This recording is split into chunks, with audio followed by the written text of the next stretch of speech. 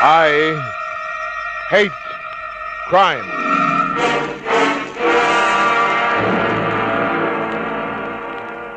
The guy who walked into my office was about 65.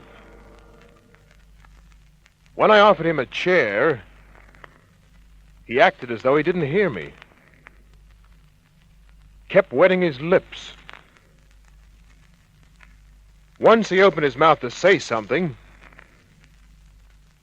then changed his mind. I asked him if there was something I could do.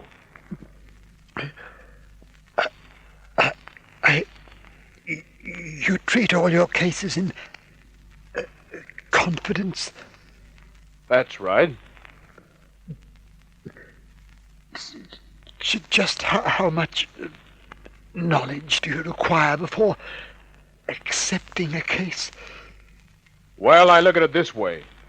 If a client doesn't furnish me with full information, he doesn't trust me, which is bad. And there's something fishy, which is worse. I couldn't tell you everything. Then I'm sorry, Mr. My name doesn't matter. Good day. He left and I forgot about him. At least once a week, somebody comes into my office wanting me to do something, but not wanting to tell me why. As I want to keep my private investigation license, I always shake my head. I never expected to see my visitor's face again. But there it was, the next day on the front page of the Sun.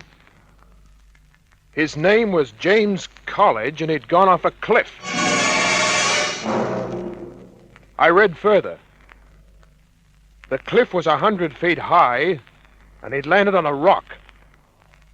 The mangled body was identified by his niece, who just arrived back in Sydney. I made a phone call to a friend at the coroner's office. He gave me an address.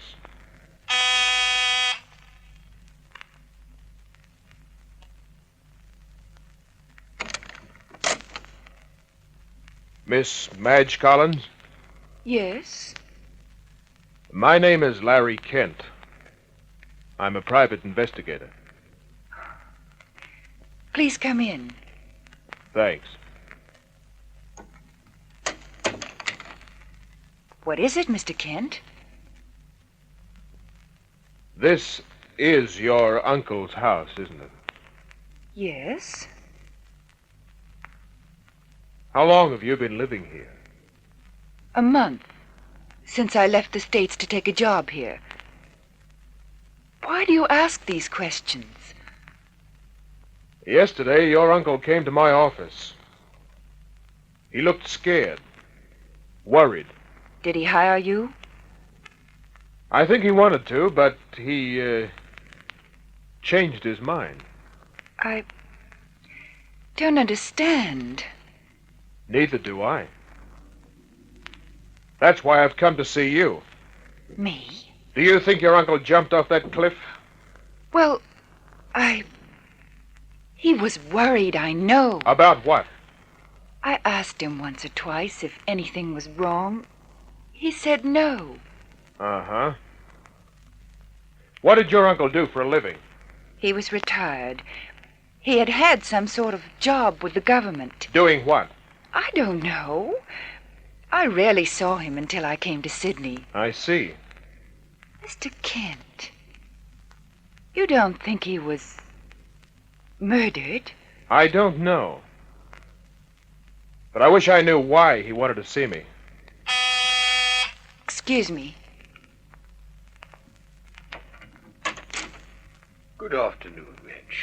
Mr. Burroughs, come in. Thank you. Mr. Burroughs, I'd like you to meet Mr. Larry Kent. How do you do, Mr. Kent? Glad to know you. Larry Kent. Are you the American private investigator? That's right. Mr. Kent doesn't think my uncle committed suicide, Mr. Burroughs. Well, neither do I. But I wish you could furnish some proof of it, Mr. Kent. Why? Because if the coroner's inquiry ends in a verdict of suicide, Madge doesn't collect any of her uncle's insurance. Tell me, are you interested in the case? Very. But where do you come into it? Old James was an old friend of mine, and I'm now acting as Miss College's solicitor. Uh-huh. Well, I'll probably be seeing you again. I hope so. Here's my card, Miss College. Can you drop in on me one day? All right, Mr. Kent. I heard from Madge much sooner than I expected. A telephone call that night at my apartment. Can you come out here right away, Mr. Kent? What happened? There's been a burglar in the house. There'd been a burglar, all right. He'd done everything but pull the place apart. I asked her if anything was missing. Not that I know of. Uh-huh. Whoever it was, he did a good job. And whatever he was looking for, it couldn't have been very big. No. Even these small vases were smashed. Any idea of what the search was for? Why, no. Where were you while it was going on? I went to dinner with Mr. Burroughs. We were discussing the estate. Are you the only heir? Yes. Is there very much to the estate? Only this house and a few £100 in the bank. Uh-huh. Should I report this to the police? I said yeah. In about 15 minutes, a couple of little boy blues arrived, took notes, looked around, then went away. I helped Madge clean up the joint a bit. Then we sat down and had a nightcap. Over the rim of my glass, I took a long look. You had to take a long look. It was like going through a museum. If you hurry up, you miss such an awful lot. Soft brown hair, brown eyes set wide apart. Dimensions that'd make you swear the tape measure was elastic. The kind of a girl who made blackouts of pleasure. What's the matter, Mr. Kent? Matter? You look at me so strangely. Strange?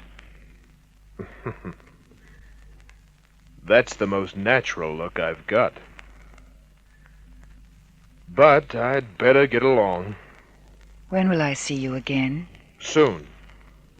And don't worry about that burglar coming back.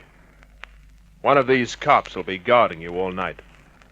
I wonder what he was looking for. I'd have given a lot to know the answer to that question. Why? Because I figured that College had been pushed off the cliff. A guy's scared, goes to a private eye for help. Doesn't want to talk. Then he takes a dive off a cliff. Later, somebody goes through every square inch of his house. Why? There were dozens of answers, so I called it a night, hit the hay, went to the office at 9 the next morning.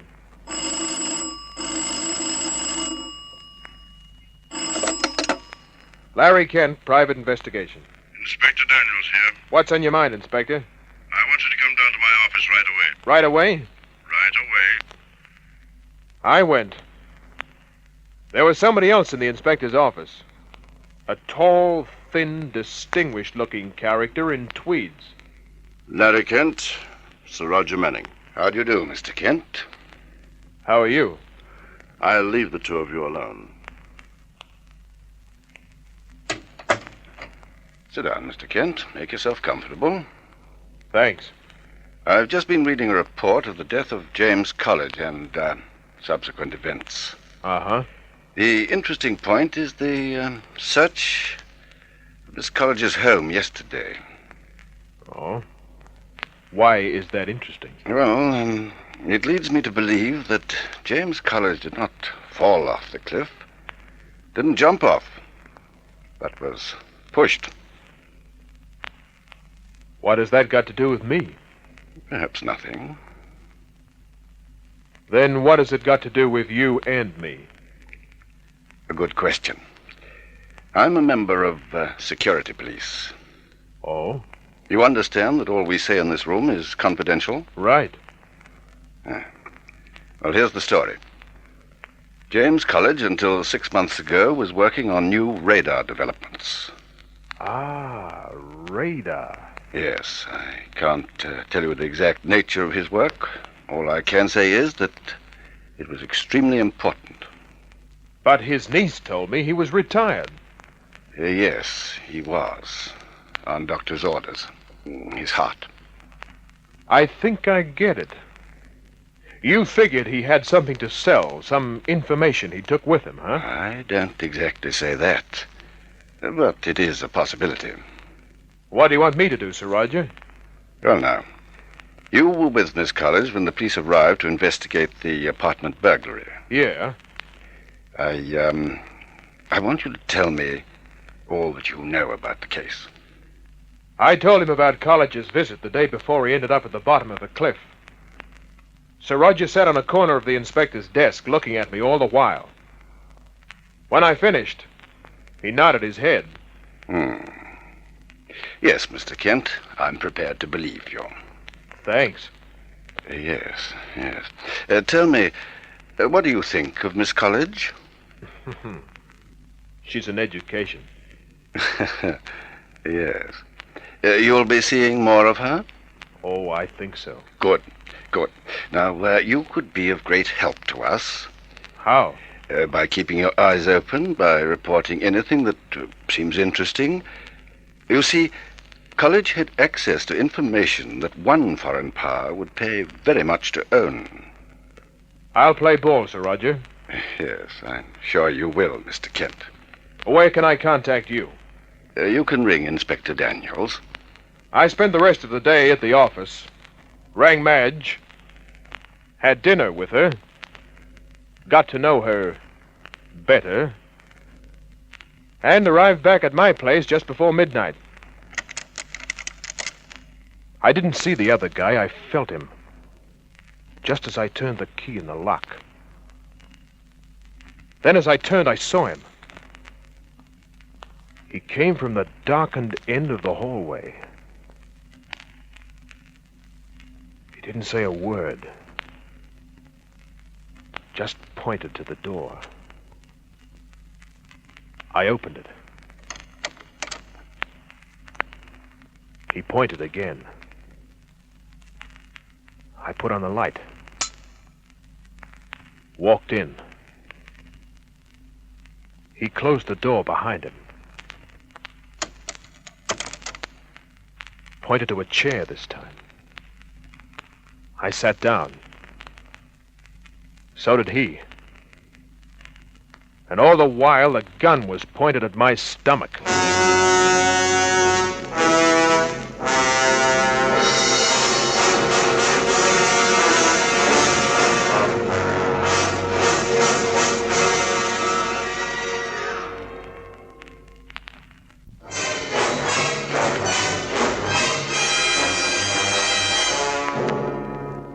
The guy's gun was pointed at the 5th button on my shirt. By the way he held the gun in a sort of caress, I knew it wasn't the first time he'd handled one. He had a long nose, small eyes, tight little lips that looked like they'd been painted on. And he was as skinny as they come. What happened to it? What happened to what? What did she do with it? What did she do with what? I'm not playing no game, Kent. I didn't think you were. While we don't know where it is, Kent, we'll kill anybody. Why'd you go to the girl's place? Did you ever get a good look at her? That's enough reason. Besides, I'm supposed to be helping her. She didn't hire no private detective. She hasn't got the money. Were you the character who went through the house? Yep. You should have known you wouldn't find it there. Where is it? Do you think I'm going to talk about information like that while you're holding a gun on me? Just pretend it ain't here. I keep thinking it might go off. It might, too. You'd do a lot better with something else. A lot of blue notes. Keep talking. Things have been bad lately. I need 2,000. Don't stop. 2,000 quid tomorrow night and we make an exchange. What's so funny? You act like somebody knows just half enough. And what do you know? College went to see you. I tailed him. Then he fell off a cliff. Then you went to see the girl. You said you'd work with her. Because College had said something to me, something that made me want to know his niece. I beat you to it. Now I'm willing to sell it to you. Sell me what? You haven't told me that yet. Information. Radar plans. Maybe something else. Well, we'll have to talk to the boss about that. Come on, I'll let you drive your car. And I'll be holding this against the back of your neck. He made another motion with a gun. I got up, went to the door, opened it. Drop, Kent. I dropped.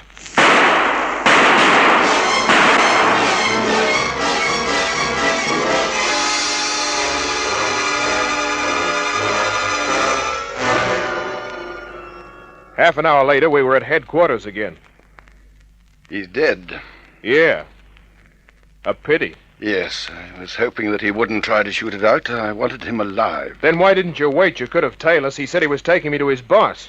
Following a car is too risky. If we tried that and lost the car, you would have been gone. Well, I might have talked my way out of it. He wasn't taking you to anyone. He was going to push your car over a cliff, with you in it. Yeah. He might have at that. By the way, who is he? Well, he wasn't carrying any identification, but we'll find out who he is, or was. There's one thing we know. Whatever he was looking for in the house, he didn't find it. Apparently it wasn't there. Well, he could have missed it. He only had a few hours to search. We might be able to find it. Yes, but I can't very well tear the girl's home apart. Besides, we don't know where she fits into this. Well, you could go in with a team of your experts, if I kept her out of the way. Yes. Yes, I could. Then do it tomorrow night. I'll take her dancing.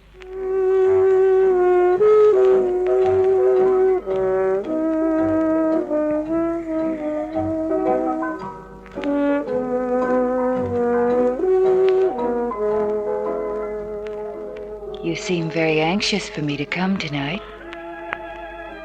If I'd known you were going to wear that dress, I'd have been even more anxious. It's a new one. I'll say it is. I've never seen anything like it. After our first dance, we went back to the table, had a steak, some pink champagne, then danced some more. At 12:15, there was a phone call for me in the manager's office. Sir Roger here. Find anything? We didn't miss a square inch. There was nothing. But the other guy didn't find it, so it must be around somewhere. Not necessarily. There may have been nothing in the first place, and, well, we may be wasting our time, Mr. Kent. But how about Squinty? How do you explain him? I can't. It's even more difficult now. You see, we've identified him. Who was he? Charles Lorimer, a foreign agent.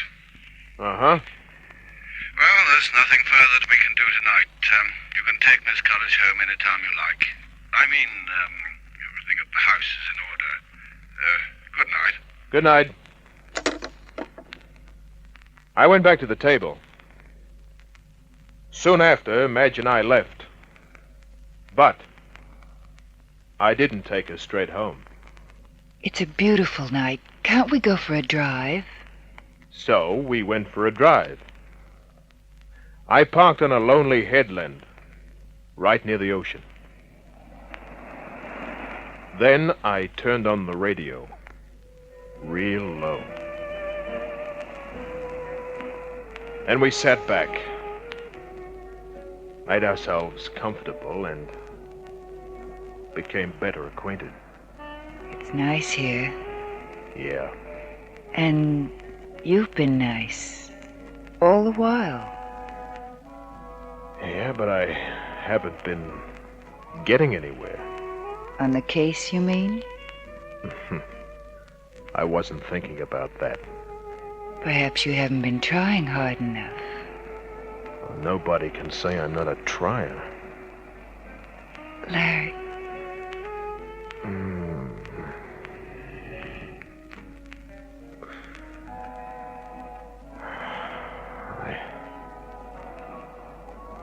I don't want to change the subject, but there's something I should tell you.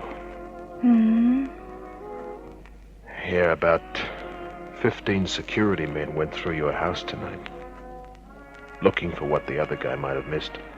Why didn't you tell me? Well, we thought you might object. I wouldn't object to anything you suggested. Those are dangerous words.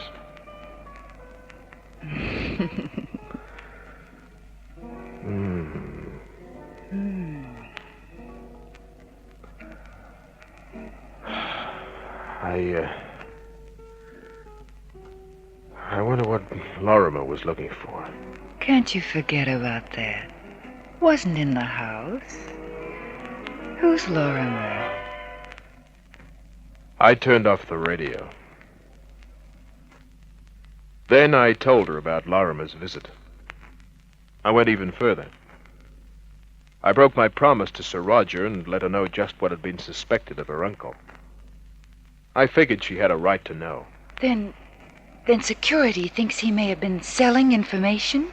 Well, he had a lot to sell. I don't believe it. Uncle James wasn't like that. He had a few hundred in the bank. He was on a small pension. He owned a big house. That adds up. No, not anything like that. Then why was the place turned inside out? Why was I contacted? Why was my uncle killed? All those questions could be probably answered if we knew what Lorimer was looking for. Everything my uncle owned was in that house.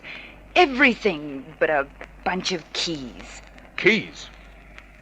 What keys? Just keys. Have you got them on you? Yes. Well, let me have a look at them. Surely, Dr. Sherlock Holmes. Here you are. What's this one? Front door. This? Top lock on the same front door. This? Bedroom. This? A glassed-in bookcase, which was broken. This? My uncle's desk, which was forced open. How about this one? Oh, that's probably for the top lock on the back door. I never use it. I always bolt the door. Yeah, well, look again. The number, 327. This is a GPO key, a private letterbox. What? Come on.